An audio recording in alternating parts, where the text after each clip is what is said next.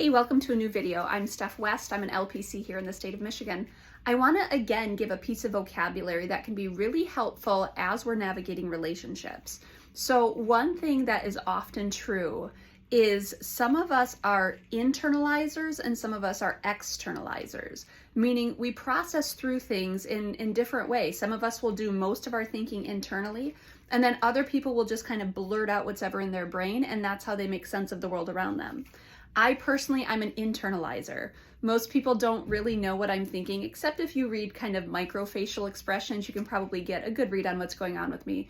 But many people don't really have access to what's going on for me until I've come up with a decision, and then I'll say it out loud, or I'll finally share my thoughts. Then there are people where you know everything going on in their brain. They will just, thoughts and ideas and things and squirrel, and it's just this kind of constant barrage of information. Now, what's interesting is when internalizers and externalizers communicate, because often there's disconnect and we don't manage expectations well. So, for example, I had a friend that I was hanging out with, and we were talking about plans, and it was Tuesday, and they said, well, what if we did lunch on Friday? And so I move my schedule around and I make sure I have Friday lunch available, and we come to Friday and I check in with them, and they said, like, what are you talking about? We don't have plans. I'm like, excuse me. On Tuesday, we had a discussion and you said we should have lunch on Friday. And so I rearranged my entire schedule to have lunch with you on Friday. And they said to me, I was just saying words. I didn't mean that. I was just, talking. And one of the things I talked about and thought about is maybe we could have lunch, but I didn't think we made plans. And so one of my friends and I joke that when I say something and someone commits to it, I take it as a blood oath. Because the reality is, I usually don't say things unless I truly mean them. But there's this whole group of people out there that mystify me, that just say the words that are in their brain. And so often when I'm working with couples, we'll notice that one of them's an internalizer and one of them's an externalizer. And a lot of tension comes from unmet expectations.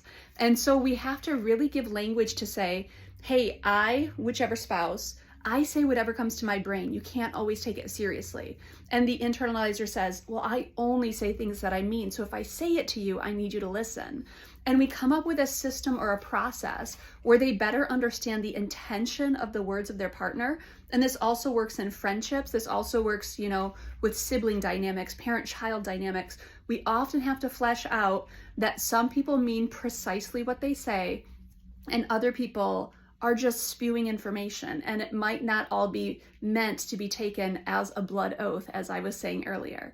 So I want you to think about that. Might you have a different communication style with someone? Might the difference in communication style actually cause friction in the relationship?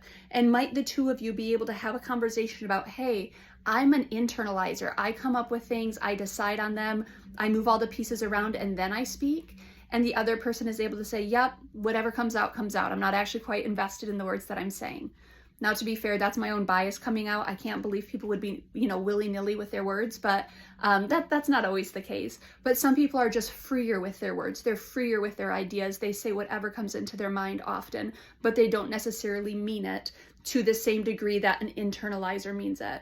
So perhaps that's some language where you can have a conversation with someone and say, I thought you meant this. It turns out this is what was going on. Perhaps this is some vocabulary that can help give some clarity to the different processes that we engage and how that might affect different relationships. Thanks so much for tuning in.